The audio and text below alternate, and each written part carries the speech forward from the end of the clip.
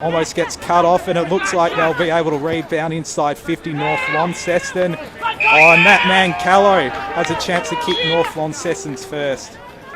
Just inside 50, probably kicking from 40, 45 metres out. Pretty much in front of goal.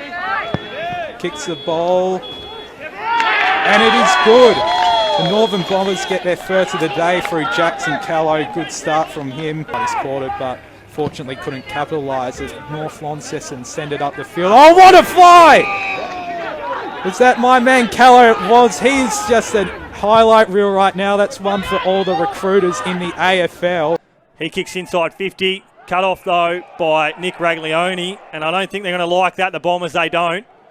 Bart McCulloch probably was a little late on that one. Sam Siggins does not like it at all. Neither does Nick Baker or Oscar Shaw. And it's probably fair to say that the MRP will look at that one during the week. It was fairly late, that hit on Nick Raglione. Yeah, and especially with Bennett and Callow out, that's the last thing you need, another tall forward out of this side, but gives a good opportunity to Lauderdale to possibly get another goal and take the lead in this match. So 50-metre penalty paid. Raglione's got the footy inside the centre square. He kicks inside 50. Oh. Great shoot in front to Sam Tilley. And as we saw in the first quarter, when you give away a 50-metre penalty, it can come back to cost you. And it just shows you how quickly the game can shift. Lauderdale have been on top this quarter, but it just felt like the Northern Bombers were starting to get some momentum, but an undisciplined play from Bart McCulloch sends it up the ground, and then a great lace-out kick to Tilley, who has a shot at his second goal. So Sam Tilley, as Hamish just said, coming in for his second goal of the day. Look, on the siren, Sam Tilley has a shot on goal. It's good off the boot. Sam Tilley kicks his second, and Lauderdale are going to take a lead in a half-time. And you can see them getting around him. It's the first time they've led all day. They're happy about it, and so they should be. It was a great quarter from Lauderdale. Kicked 4 goals to 1 to take the lead in this match. And as we say, they don't like each other one bit, and Lauderdale are going to take a heap of confidence in a half-time as they've controlled the contest for probably the majority of that second quarter. And as I said, it's going to be up to the leaders now to just separate these two teams. There's 2 tie-bays in there. I think part of the issue, Ryan, you mentioned the leaders. It was Bryce Walsh and Taylor Whitford kind of leading the charge in there.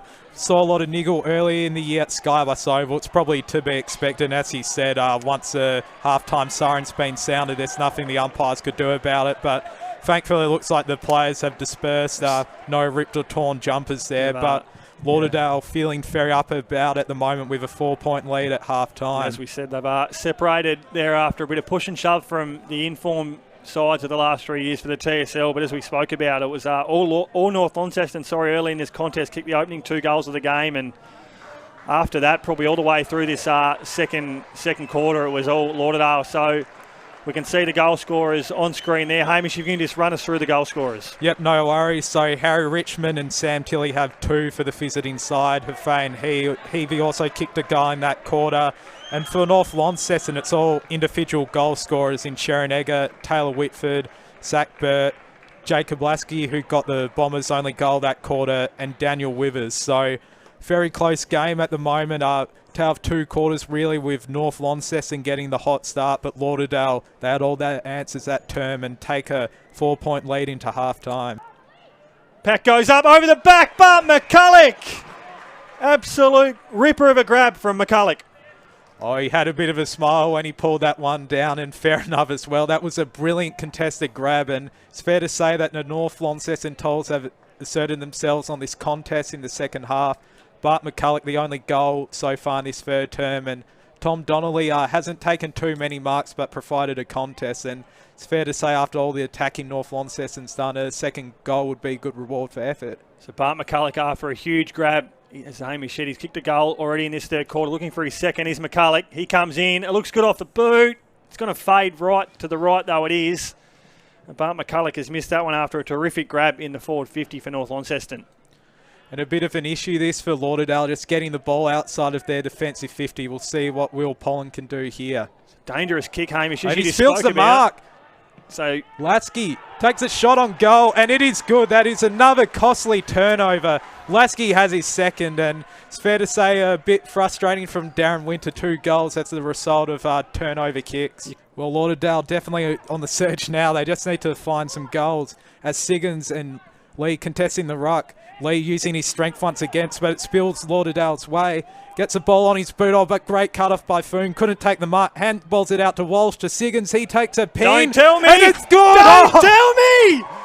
Sam Siggins, you star. What a goal, Hamish. Oh, that was incredible from the big man. I thought he might get one from the ruck, but that was kind of shows his skill as a utility on the run. And talk about taking the moment, icing his feints. It was always going to be a tough shot on goal, but a skillful snap as he moves back into the ruck. And this game is well and truly back on. A lot of players around this football. It's going to be hot all day as Sarah Skinner's there, one of the stars of the TSLW. Gives it off now to number 30 in Amy Prochnick.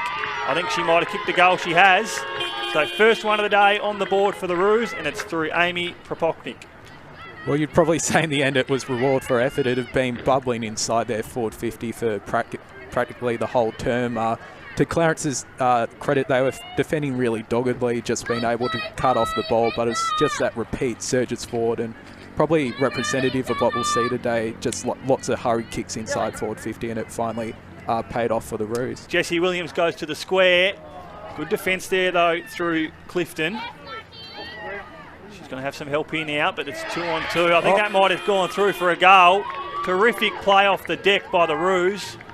And it's a goal to the Roos. Natalie Pearce just a sock off the ground.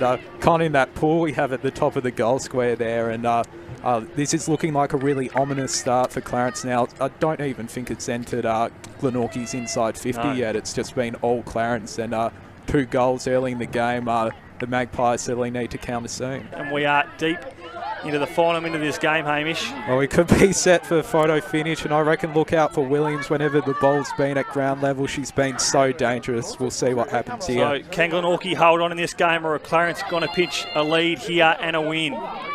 Good tackle there. Umpire lets the play go. Ground ball, this is what you want if you're a Glenorchy player. Just keep this ball locked in, chew a bit of time off the clock. So we've got 30 seconds to go here in this game. If something's going to happen for Clarence, it's going to happen through this ruck tap. Ball comes out now. Players all over this footy. Barwick's there. Good bit of play there. It's gone to Bresnahan though. Quick kick off by Nicole Bresnahan.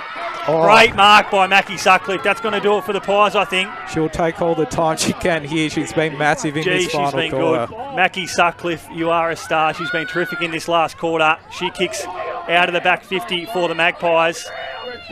Ball now. Bresnahan's got the footy. Kick forward. I think that might be it now.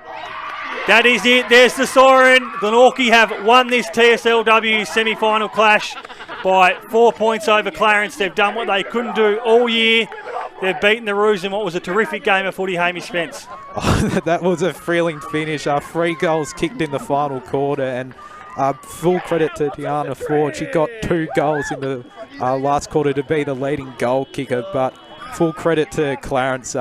Really the only difference at the end of the day was the scoreboard. It was a very tight game. The ascendancy went either way, but just Glenorchy were just probably in that second half the better team, able to lock the ball inside their forward 50 a bit longer. You hear a lot of talk in finals about moments, and I think the big moment in that game was obviously that mark there to Mackie Sutcliffe in the dying stages. She doesn't take that mark, that ball might trickle forward to a Clarence player. That was massive from Mackie Sutcliffe. Yeah, 100% agree with you there, and even just other moments, you could credit them to her. She had 2 absolutely booming rebounds outside of defensive 50, which actually carried to their forward line. Yeah, she kicked that ball inside 50 that resulted in the forward goal. So.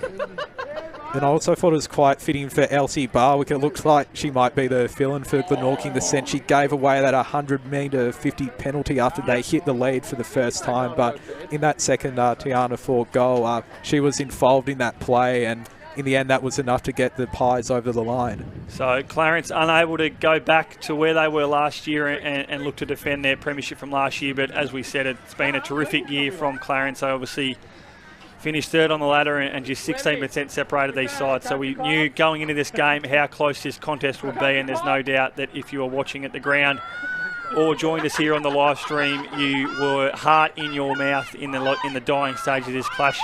Hamish, if you just want to maybe run through some of your better performance for Clarence, and I'll take care of the Glenorchy side. Yeah, no worries. So just quickly going through the goals, it was Amy Prochnick and Natalie Pearce who hit the scoreboard in the first quarter, and then you had Rachel Archer, which looked like a goal which might get them the lead, but running through Clarence's players, I think the name who jumps out is Bresnahan. Yep. She was dominant all day. Wherever the ball was, she was there, especially in the first half. I thought Garlow in that second half was also really good. She kind of played that sweeper down back, and especially since the ball was there quite a lot, I thought she was really prevalent there as well.